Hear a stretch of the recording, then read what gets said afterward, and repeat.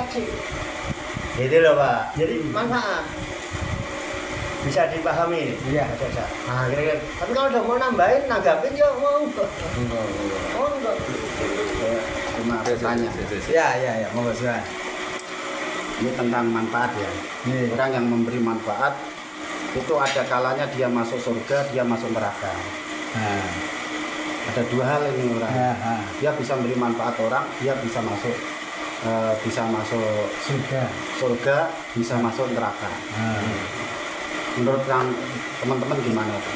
Bener nggak ini? Saya punya argumen. Teman-teman loh. Pak Yai. Akhirnya sumbernya. Bisa masuk surga bukan neraka ya Pak? Iya. Padahal memberi manfaat ya. Iya. Nah, coba, ayo. Monggo silakan dari sana dulu dari sana. Ya, monggo. Ya, pripun Pak Tarso? Ini Kang Kalimi punya pendapat yang sedikit nyeleneh nih, menurut saya nyeleneh. Manfaat kok bisa menyebabkan seseorang itu dalam neraka, bahkan bisa menyebabkan juga seseorang itu dalam surga. Itu bagaimana itu? Menurut Pak Tarso, kok ada manfaat yang bikin orang masuk neraka gitu? Tapi saya malah baru dengar ini. Baru dengar ini. Mungkin sebelum nyalain mau tanggapin. Iya. Saya baru dengar ini malah. Baru dengar Pak. Ya, takut saya salah komen nanti. Ya gimana, Kang Deddy? No. Kamu diam dulu. Ya, bagaimana Pak Zul? Sepakat nggak ini dengan ungkapan Pak Deddy, Pak Kalimi ini? Bagaimana ini? Ya mungkin saya mencoba ya. Iya. Dengan Menanggapi. kebodohan saya ini, saya ingin mencoba memberikan ya tanggapan. Manfaat yang dimaksud oleh Kang Kalimi kan ada manfaat positif, ada manfaat negatif. Manfaat positif, manfaat negatif. Kalau manfaat yang sifatnya positif, yaitu jelas hasilnya positif. Kalau manfaat itu negatif, jelas hasilnya negatif. Tetapi kita kan nggak pernah tahu manfaat untuk orang banyak itu kan bisa beragam. Ilmu bisa bermanfaat menjadi jariah. Kemudian juga kejahatan juga bisa bermanfaat dan bisa menjadi jariah juga. Tapi jariah yang negatif kan gitu. Nah seperti misalnya dengan adanya orang membangun jembatan misalnya, kalau dia itu membangun jembatan niatnya untuk memberikan manfaat kepada orang lain, jelas itu kan jariah. Tapi yang jadi masalah, yang untuk bangun itu uang dari mana kan gitu. Nah kalau itu uang dari hasil korupsi, dari kejahatan, ya memang bermanfaat. Tetapi bagi yang bangun kan nggak bermanfaat. Bagi yang ngelewatin bermanfaat. Yang ngelewati nggak mungkin kan, udah dibangun jembatan ya hasil korupsi nih, kita jangan lewat sini. Nanti kalau lewat sini kita dapat jariah negatifnya kan gitu. Jadi kalau udah dibangun ya seperti misalnya pasar, itu kalau di pasar itu kan nggak semuanya orang jujur. Orang sudah menghibahkan tanah untuk pasar, tujuannya supaya perekonomian berjalan. Tapi kan nggak semua orang yang masuk ke pasar itu orang jujur. Ada copet, ada maling, ada penipu, dan seterusnya. Nah, mungkin yang dimaksud Kang Kalimi seperti itu. Orang yang menyedekahkan tanah untuk pasar, itu kan ada positifnya, ada negatifnya. Dan gitu. Begitu juga orang mewakafkan tanah untuk masjid, untuk majelis taklim. Itu juga ada negatifnya, ada positifnya. Kalau belakangan ini kan saya dengar istilah nggak ngefek, Jumatan nggak ngefek, pengajian nggak ngefek dan sebagainya. Nah kalau majelis itu dibangun tujuannya mencari manfaat tapi nggak ngefek, ya kan jadi negatif gitu loh. Tapi kalau ngefek ya positif. Mungkin itu aja mungkin. Terima kasih. Oke, makasih Pak Jul paparannya. Dan rambutnya. Kang Deddy mau menanggapi? Pak Tarso, Tribun. Ini ada manfaat yang bisa menyebabkan kita masuk neraka ini gimana ini? Udah diwakilin. Udah diwakilin. Iya. Mungkin saya nanggapi sedikit ya, Kang. Yang dimaksud di sini adalah manfaat ya. lawannya manfaat itu sebenarnya mudarat loh. Gitu. Kalau ada manfaat, lawan katanya itu pasti mudarat. Tapi kalau manfaat menyebabkan seseorang masuk ke dalam neraka ini, gitu kan? Ini yang saya bingung jadinya. Asli saya bingung kalau ada manfaat yang membawa seseorang masuk ke dalam neraka, ini saya bingung. Gitu, bagaimana memposisikannya? Sementara Rasul sudah menyatakan, khairun nas anfa'uhum linnas. Sebaik-baiknya manusia adalah orang yang paling banyak membawa manfaat kepada manusia lain gitu. Jelas posisinya manfaat di sini adalah sesuatu yang membawa kebaikan dan itu ada faidahnya gitu. Nah, sementara lawan dari manfaat itu adalah mudarat. Mungkin kalau bisa diartikan begini, manfaat yang menjadi mudarat kali ya. Itu manfaat yang menjadi mudarat. Sehingga mudarat itu berkesinambungan. Gitu. Contoh gitu kan. Orang bangun misalnya rumah perjudian. Itu manfaat untuk orang-orang yang berjudi. Gitu, manfaat untuk orang-orang berjudi, tapi landasannya judi itu kan sudah mudarat. Gitu. Orang-orang yang datang ke situ, orang-orang yang mengiklankan itu, orang yang memberitahukan itu atau dan lain sebagainya yang berkesinambungan dengan judi, ya bisa jadi gitu kan. Itu manfaat yang aslinya mudarat gitu loh. Ya, manfaat buat kalangan dia gitu kan, manfaat buat kalangan dia. Nah, tapi sekali lagi gitu, jelas manfaat dan mudarat itu dua hal yang berbeda kalau menurut saya. Gitu. Ya begitu, tanggal ini saya nanggapinya. Gitu. Jadi manfaat itu sendiri ya mudarat itu sendiri, begitu. Monggo Pak Yai ditanggapi ini ungkapannya ke kali ini agak aneh nih soalnya. Gitu. Ya simpel aja. Iya, pripun? Manfaat ya manfaat. Iya. Ya. Nggak ada manfaat positif, manfaat negatif nggak ada. Gak ada. Hanya manfaatnya positif. Yang namanya manfaat itu positif. Iya kan? Iya. Nah, kalau manfaat itu lawan bukan mudarat, yang namanya negatif dia mudarat. Mudarat. Nggak ada, ini manfaat negatif. Gak ada. Manfaat dan mudarat itu bukan lawannya, pasangan. Oh pasangan. Iya iya iya. Bagaikan dua sisi lain dari mata yang sama. Iya. Kalau nggak ada manfaat nggak ada mudarat. Kalau mudarat nggak ada, yang manfaatnya tidak ada. Hanya potensi keduanya ini menjadi jebakan bagi kehidupan manusia di alam dunia. Yang terjebak dengan manfaat mudarat, positif negatif, itu orang yang hidup di dalam pikirannya. Makanya hanya sudut pandangmu. Iya. Di sisi Allah, Rabbana ma khalaqta hadza batilan bagi orang yang ulul albab. Iya betul betul. Duh, apal kok donan. Iya iya. Katanya bagi orang yang ulul albab itu begitu. Iya iya. Endingnya semua yang terjadi Rabbana ma khalaqta hadza batil. Kenapa batil? Pandanganmu batil. Karena kau hidup berkutak, terjebak di dalam pikiranmu. Kalau engkau masih hidup di dalam pikiranmu, engkau akan terjebak hidupmu di dalam manfaat mudarat, baik buruk, benar salah, senang susah, sampai kiamat. Sampai kiamat. Coba aja kalau enggak. Makanya selamanya enggak menemukan benar. Ayo siapa yang menemukan benar? Lu pikiranmu terbatas. Ayo mana benar itu? Saya lebih yakin pedoman kita sebagai orang Islam. Terlepas dibilang beragama apa enggak, tapi saya orang Islam. Iya. Ya, pedomannya Al-Qur'an misalnya. Iya. Di Quran dinyatakan bahwa hayatud dunya ila mataul ghurur. Tak lain dan tak bukan dunia ini kesenangan, tipu-tipu. Tipu-tipu itu gak bener. Pikiran itu orientasinya ke dunia. Terjebak di situ. Jadi kalau dengan kesadaran, ya ada mudarat. Manfaatnya manfaat. Manfaat itu positif. Manfaat itu. Nah, untuk manfaat harus aktif. Nah, gitu. Kalau cuma mau baik, udah diem. Mau mati ya apa ya kan?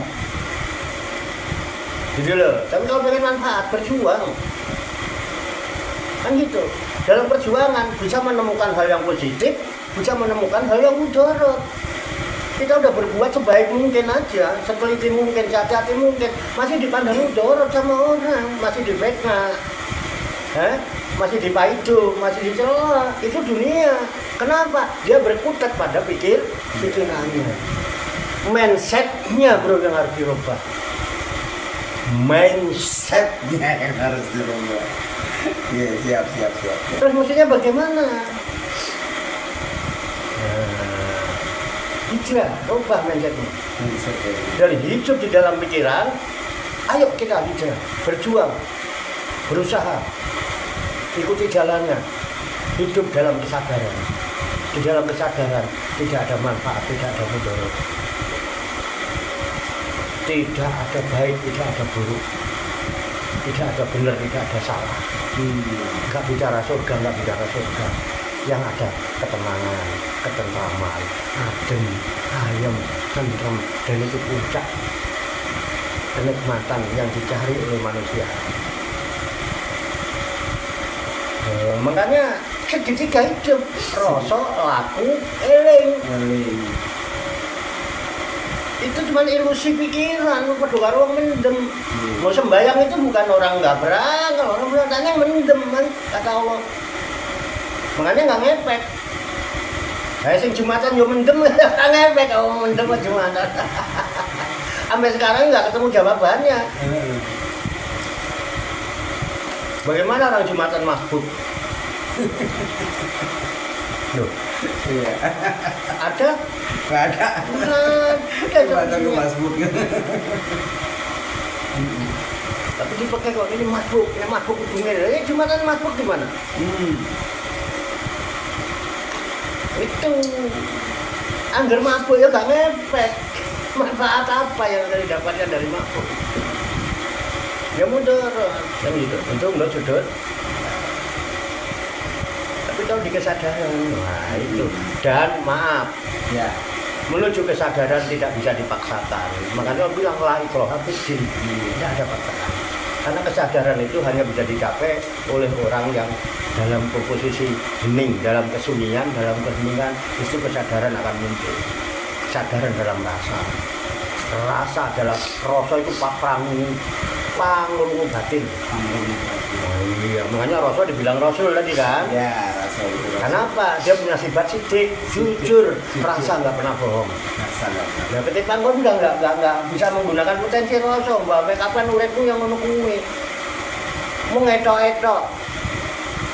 Itu. Oh maaf, al-fakir sebetulnya untuk menunjukkan kekayaannya sebelum ngomong al-fakir itu. Banyak orang hebat, cuman nggak gitu doang.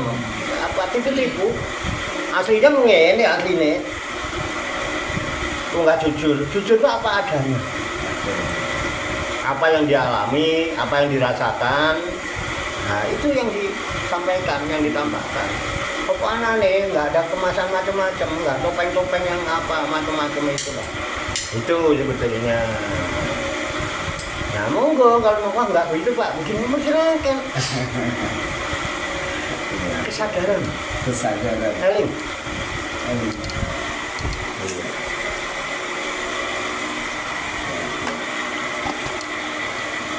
Begitu kan kali ini. Iya. Ape.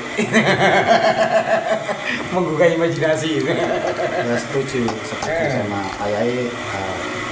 Memang kalau yang namanya nggak membawa keburukan itu tapi mandorot. Ya. Ayai kan gitu. Ya. Kalau yang baik itu pasti manfaat. Ya. Tapi orang yang memberi manfaat itu ada kalanya masuk neraka.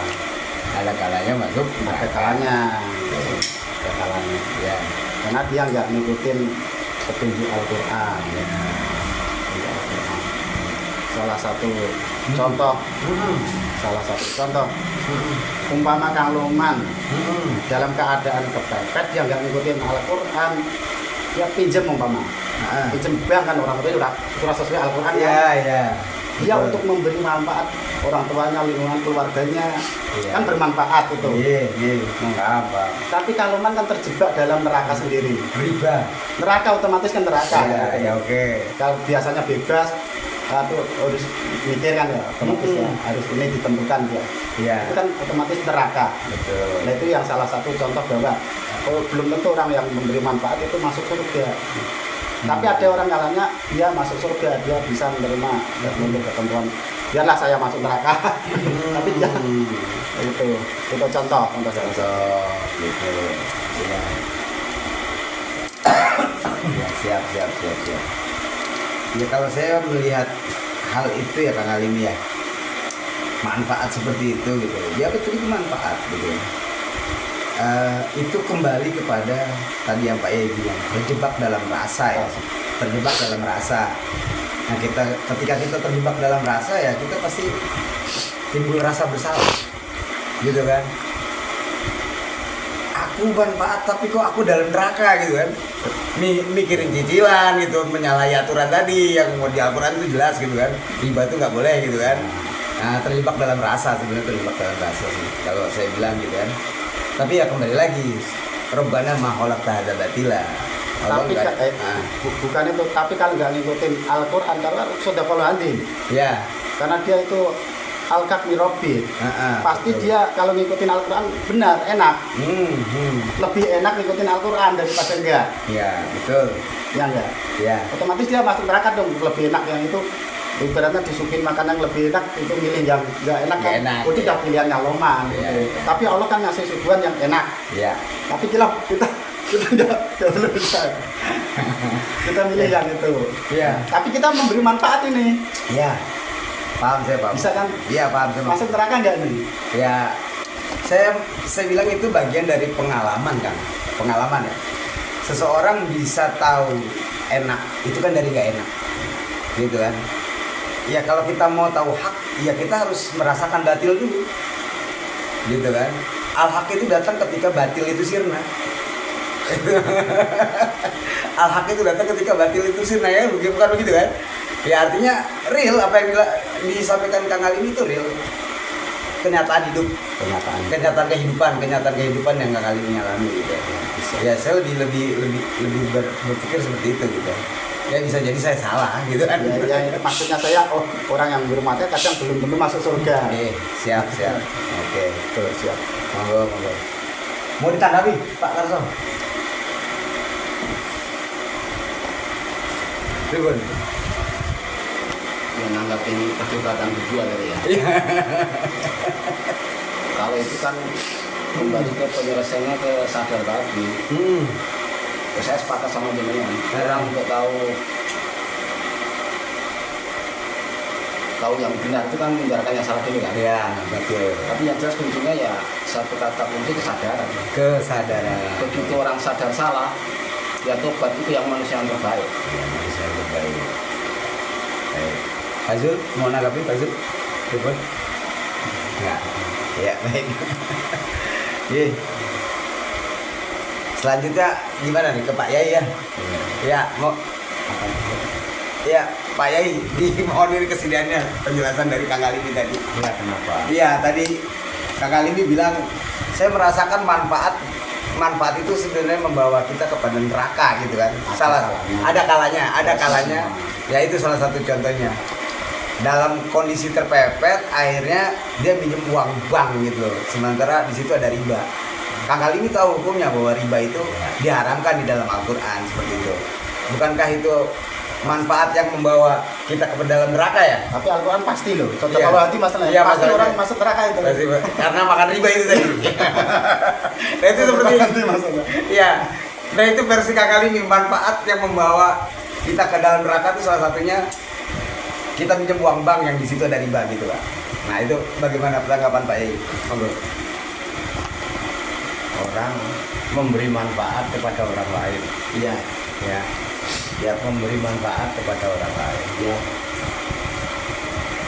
Dia minjam uang bank.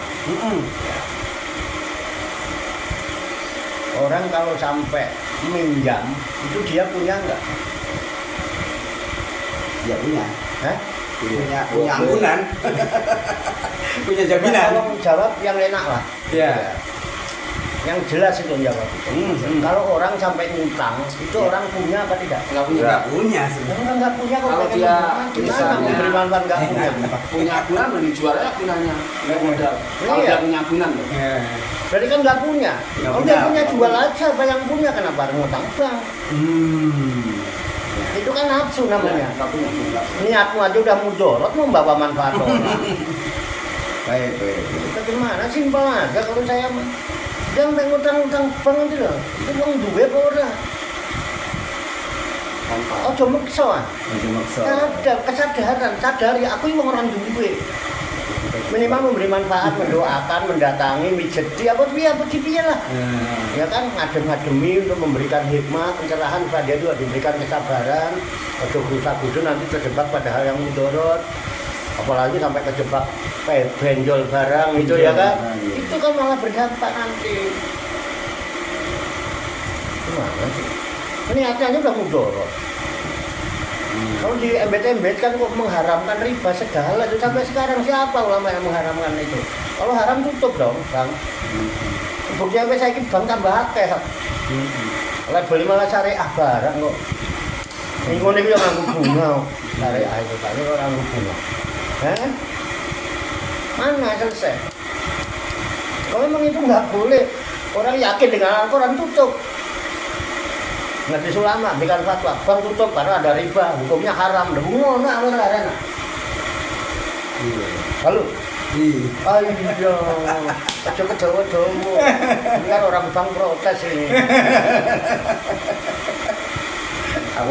Wong nyatene pegawai bank ya cakep-cakep. Dia juga mendapat manfaat dari gaji bank. Termasuk penipu-penipu itu mendapat manfaat dari bank, ya kan? Menipu atas nama bank kan gitu. Ya manfaat itu ya manfaat. Positif namanya manfaat. Simpel aja. Simpel. Wah, mesti kok itu pola pikirmu itu loh. Ya itu kok surga neraka bareng neraka. Udah itu nyebut-nyebut Quran, di mana ada ayat Al-Quran yang menyebutkan kata neraka?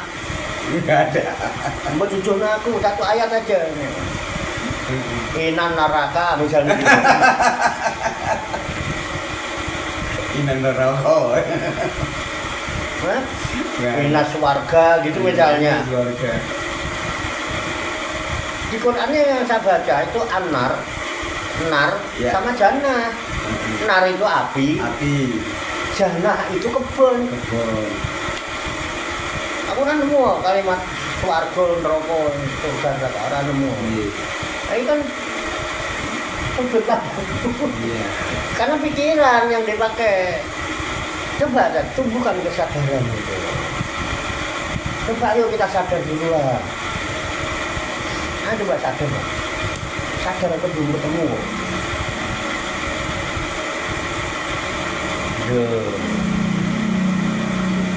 Ya, bingung nggak?